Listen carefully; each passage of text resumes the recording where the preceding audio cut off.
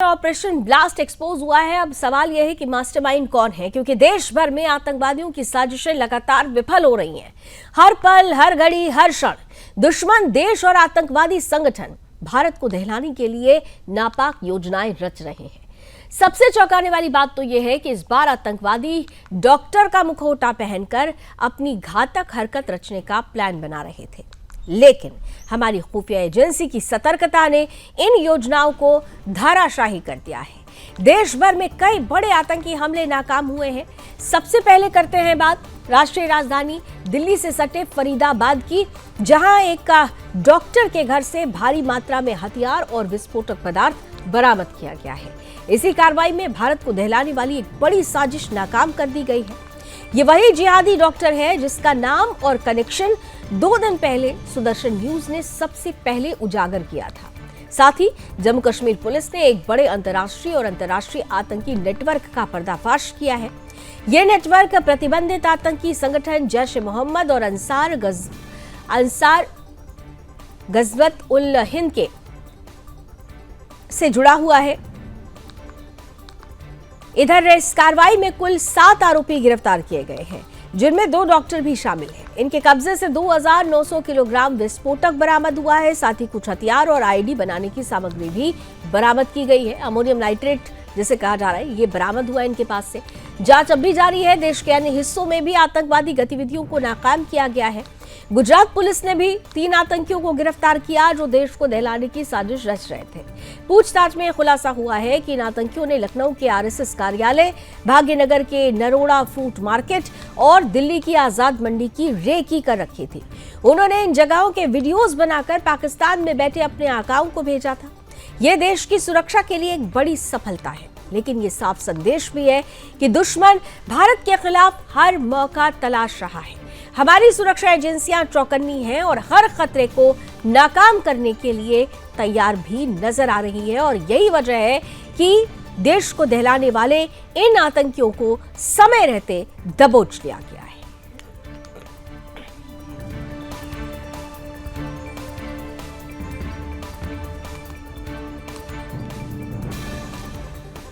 तो दिल्ली से लेकर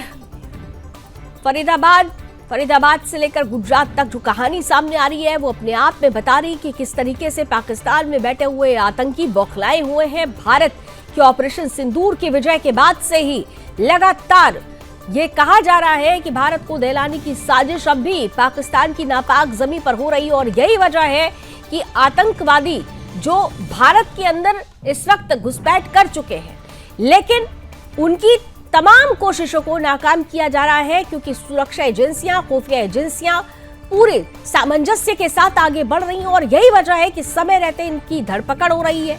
राजधानी दिल्ली से सटे फरीदाबाद में जहां एक डॉक्टर के घर से भारी मात्रा में हथियार और विस्फोटक पदार्थ बरामद किया गया है, भारत को दहलाने वाली बड़ी साजिश नाकाम की गई है। वहीं जिहादी डॉक्टर जिसका नाम और कनेक्शन 2 दिन पहले सबसे पहले सुदर्शन न्यूज ने ही उजागर किया था। साथ ही जम्मू कश्मीर पुलिस ने एक बड़े अंतर्राज्यीय और अंतर्राष्ट्रीय आतंकी नेटवर्क का पर्दाफाश किया है। यह नेटवर्क प्रतिबंधित आतंकी संगठन जैश-ए-मोहम्मद का से जुड़ा हुआ बताया जा रहा है। इस कार्रवाई में कुल 7 आरोपी गिरफ्तार किए गए हैं, जिसमें 2 डॉक्टर शामिल हैं। हालांकि अभी बहुत सारी ऐसी जानकारी है जो सुरक्षा के दृष्टिकोण से सामने नहीं रखी गई है। प्रेस कॉन्फ्रेंस की गई थी पुलिस की तरफ से, लेकिन उन्होंने कहा कि बहुत सारी अभी जानकारियां धीरे धीरे छनकर निकलकर सामने आ रही है। जब इससे पूछताछ की जा रही है, इस व्यक्ति के कब्जे से 2900 किलोग्राम विस्फोटक बरामद हुआ, हथियार और आईडी बनाने की सामग्री बरामद की गई। देश के अन्य हिस्सों में भी आतंकवादी गतिविधियों को नाकाम किया गया है। जैसे गुजरात पुलिस ने 3 आतंकियों को, गुजरात एटीएस ने दरअसल 3 आतंकियों को गिरफ्तार किया था, जो देश को दहलाने की साजिश रच रहे थे और जो बहुत खतरनाक जहर बनाने का प्रयास कर रहे थे। लेकिन समय रहते साइनाइड से भी खतरनाक ये जहर था, जो भारत के लोगों तक पहुंचाने, यानी भारत को दहलाने की ये 3 जो साजिश रच रहे थे, समय रहते गुजरात एटीएस ने इनका भंडाफोड़ किया, इन्हें धर दबोचा। और आतंकियों ने उधर यह भी कहा जा रहा है कि जो आतंकी हैं उन्होंने, ये भी पता चल रहा है कि उन्होंने लखनऊ के आरएसएस कार्यालय, भाग्यनगर के नरोड़ा फूड मार्केट और दिल्ली की आजाद मंडी की रेकी भी की थी। यानी देश को दहलाने की पूरी साजिश थी, लेकिन ये साजिश नाकाम हुई है। लेकिन सतर्कता बरतने की जरूरत है। मेरे दो सहयोगी इस वक्त हमारे साथ जुड़ चुके हैं। हमारे साथ हरियाणा से, फरीदाबाद से हमारे साथ जुड़ रहे हैं हरे राम मिश्र हैं, और साथ ही साथ सहयोगी रोहिल जुड़ रहे हैं जम्मू कश्मीर से। आप दोनों के पास आऊंगी और इस खबर से जुड़ी हुई जो ताजा अपडेट से लेने का प्रयास करूंगी, लेकिन उससे पहले एक बहुत छोटा सा ब्रेक लेते हैं। आप कहीं मत जाइए, बने रहिए सुदर्शन न्यूज के साथ।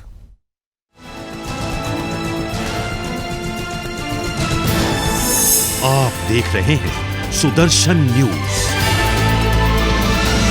तो देश को दहलाने की कैसी कोशिश की जा रही थी और नाकाम उसे किया गया है, क्योंकि जम्मू कश्मीर से लेकर फरीदाबाद तक और फरीदाबाद से लेकर लगातार लखनऊ तक से एक खबर आ रही है कि धरपकड़ हुई है आतंकियों की। हमारे दो सहयोगी हमारे साथ जुड़े हुए हैं। हरे राम मिश्र, सबसे पहले आपके पास आना चाहती हूँ, क्योंकि सुबह से ही ये खबर जब सामने आई तो ये कहा गया था कि मुजम्मिल वो है जो एक कड़ी बन रहा है जैश को फिर से भारत में सक्रिय करने के लिए। प्रेस कॉन्फ्रेंस में बहुत सारे खुलासे हुए, लेकिन अभी तक बहुत कुछ है जो छिपा हुआ है। मसलन मुजम्मिल कितने दिनों से यहां पर था, जिसके घर में रह रहा था और जहां पर यह पूरा विस्फोटक छुपाया गया था, क्या उनसे अब तक पूछताछ हुई है? ताजा अपडेट क्या आपके पास, हरे राम जी? देखिए, मुजम्मिल को लेकर के जो फरीदाबाद पुलिस और जिस तरीके से जो पुलिस आयुक्त हैं सत्येंद्र गुप्ता, उन्होंने साफ कहा कि 15 दिन पहले से इसके ऊपर जो है पुलिस की नजर थी, और जम्मू कश्मीर पुलिस के साथ जो है हरियाणा पुलिस जो है लगातार इसकी एक्टिविटी पे नजर बनाए हुई थी। दूसरा, यूपी पुलिस ने जो मोहम्मद आदिल को जो गिरफ्तार किया था, उसने भी कई बड़े इनपुट दिए थे। उसी के आधार पर जो है बाकायदे इसको गिरफ्तार किया गया हुआ है, और तमाम इससे और मुजम्मिल के जरिए भी कई और लोगों के बारे में भी जानकारी मिली है। हालांकि प्रेस कॉन्फ्रेंस में पूछा गया, इस बारे में डिटेल जानकारी देने के लिए कहा गया, लेकिन जो पुलिस आयुक्त सत्येंद्र गुप्ता है, उन्होंने कहा कि बहुत ज्यादा जानकारी इसमें नहीं दी जा सकती, क्योंकि नेशनल सिक्योरिटी से जुड़ा हुआ मामला है और इसमें हम अभी बहुत ज्यादा खुलासा नहीं कर सकते हैं। उससे पूछा गया कि कौन कौन सी जगहें थी जो कि टारगेट पे थी, इसी तरह के सवाल को लेकर के उन्होंने उसमें जानकारी नहीं दी। हालांकि कहा कि इसके पास से कई ऐसी चीजें बरामद हुई हैं, जो जैसे कि जिंदा कारतूस बरामद हुए हैं, विस्फोटक पदार्थ है, बैटरी हैं, तमाम ऐसी चीजें बरामद हुई हैं जो आतंकी वारदात को अंजाम देने में इस्तेमाल होती हैं। तो इसी संदेह पे उसको बाकायदे गिरफ्तार किया गया है, और साथ में फरीदाबाद में एक मौलाना के घर पे भी बाकायदे इस समय जो है पुलिस जो है रेड कर रही है। वहां से भी उम्मीद है कि पुलिस को कई। हरे राम, क्या ये वही मौलाना है जिसके लिए कहा जा रहा था कि मुजम्मिल नमाज जहां पढ़ने के लिए जाता था, वहां पर एक मौलाना से उसकी मुलाकात हुआ करती थी? क्या ये वही मौलाना है जिसके घर पर अभी छापेमारी चल रही है? जी हाँ, बिल्कुल ये वही मौलाना है जहां पर मुजम्मिल जो है बाकायदे नमाज पढ़ने के लिए जाया करता था। उससे तकरीबन 4 किलोमीटर दूरी के पास दूर जो है इसका घर है, जहाँ पर पुलिस की रेड की जा रही है। तो ये कहा जा सकता है कि काफी कुछ है जो इसमें अभी और जानकारी मिलनी बाकी है, लेकिन इतना जरूर है कि बड़ी वारदात जो कि अंजाम दिए जाने की फिराक में थे, उसको सुरक्षा एजेंसियों ने जो है उसको कह सकते हैं बिल्कुल सुरक्षा एजेंसियों ने समय रहते उसे नाकाम किया है, लेकिन चुनौतियां अभी कम नहीं हुई है। रोहिल हमारे साथ बने हुए हैं जम्मू कश्मीर से। रोहिल, क्योंकि एक के बाद एक हम देख रहे हैं कि एक तरफ तो अभी इनकाउंटर्स भी हुए हैं बीते दिनों, अब सुरक्षा बलों की मुठभेड़ हुई है आतंकियों के साथ, लेकिन दूसरी तरफ एक नया मॉड्यूल, एक नया गिरोह साथ, जिसमें अब उस गिरोह के जो सदस्य हैं उनकी गिरफ्तारी हुई है। ये कितना बड़ा चैलेंज अब हो चुका है पूरे देश के लिहाज से अगर बात किया जाए, और इस मसले पर क्या अपडेट है आपके पास? Rohil, over to you.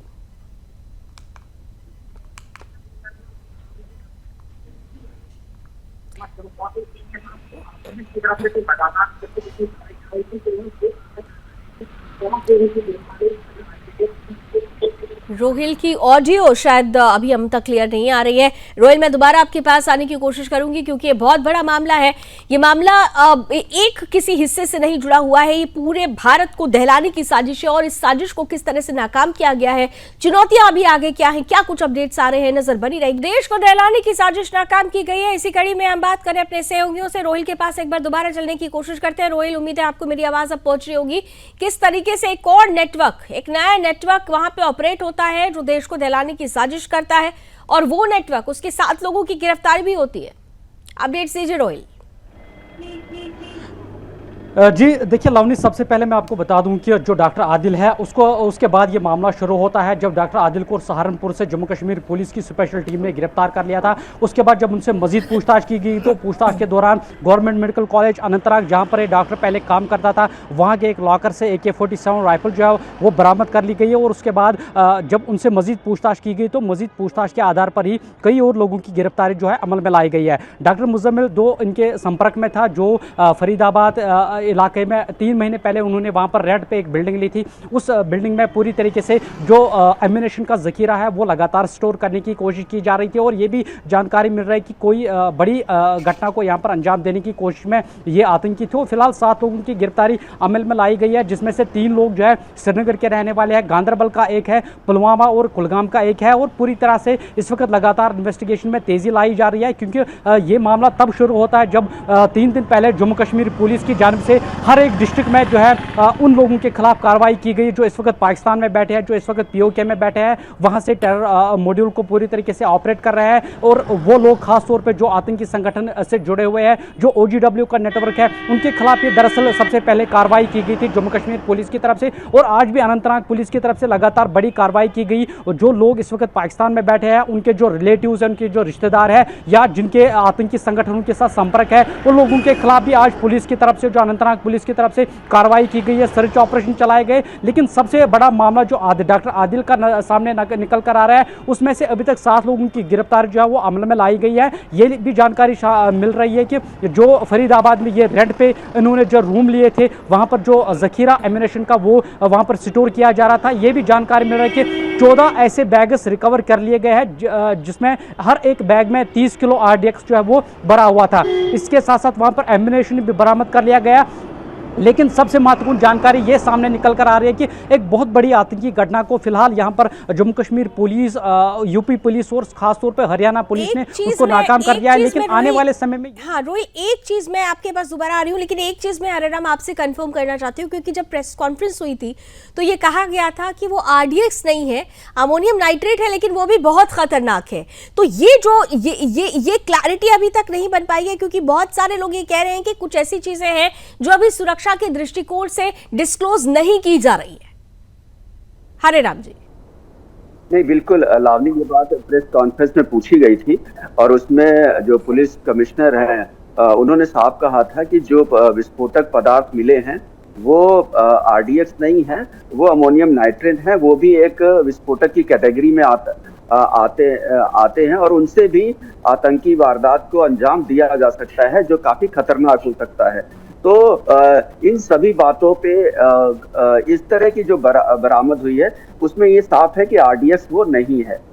जी अच्छा, यहाँ पे रोहिल आपके पास आ रही हूँ। एक बहुत इस पूरे ऑपरेशन के दौरान या बीते दिनों की बात करें, एक वक्त था जब ये कहा गया था कि साउथ कश्मीर से आतंकवाद को पूरी तरह से खत्म कर दिया गया, लेकिन फिर से वही साउथ कश्मीर सेंटर बन रहा है आतंकवाद का। अगर ओवरग्राउंड वर्कर्स की भी बात की जाए तो ज्यादातर धरपकड़ इसी साउथ कश्मीर से हुई है। क्या आपको नहीं लगता है कि सुरक्षा एजेंसियों के लिए, पुलिस के लिए ये बड़ी चुनौती बनता जा रहा है, साउथ कश्मीर को टारगेट करना बहुत ज्यादा जरूरी हो गया?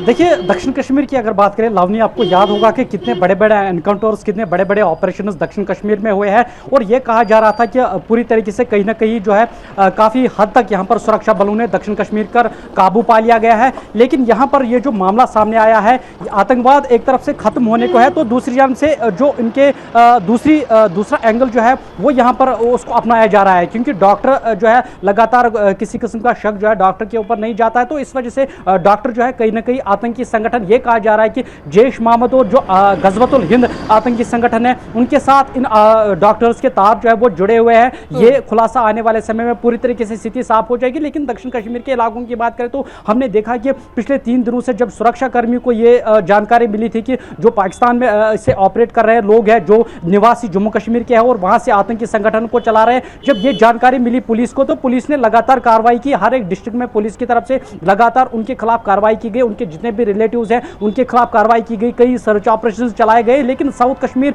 एक बार फिर से यहाँ पर कहीं ना कहीं आतंकवाद का हब जो है वो बनता हुआ नजर आ रहा है। और ये एक बड़ी चुनौती है, लेकिन हर चुनौती पर पार पा रही है हमारी सुरक्षा एजेंसियां, हमारी खुफिया एजेंसियां। बहुत बहुत धन्यवाद रोहिल और हरिराम मिश्र, आप हमारे साथ जुड़े, अपडेट्स हमको देते रहे और आगे भी हम आपसे इस खबर पर जानकारी लेते रहेंगे। कुल मिलाकर ऑपरेशन ब्लास्ट एक्सपोज कर दिया गया है, पूरी तरह से सुरक्षा एजेंसियां चौकन्नी है और अभी भी पूछताछ हो रही है। कई ऐसे खुलासे हैं जो ये बताएंगे कि भारत को दहलाने की कितनी बड़ी साजिश हो रही थी। गुजरात से लेकर दिल्ली, दिल्ली से लेकर उत्तर प्रदेश तक, उत्तर प्रदेश से लेकर जम्मू कश्मीर तक तमाम जो खुफिया एजेंसियां हैं, सुरक्षा एजेंसियां हैं, सामंजस्य बनाकर ऐसे आतंकियों की धरपकड़ के लिए पूरी तरह से मुस्तैद नजर आ रही हैं। नजर हमारी भी इस खबर पर बनी रहेगी। फिलहाल इस बुलेटिन में अभी बस इतना ही। देश और दुनिया की तमाम खबरों के लिए आप जुड़े रहिए सुदर्शन न्यूज के साथ। जय हिंद।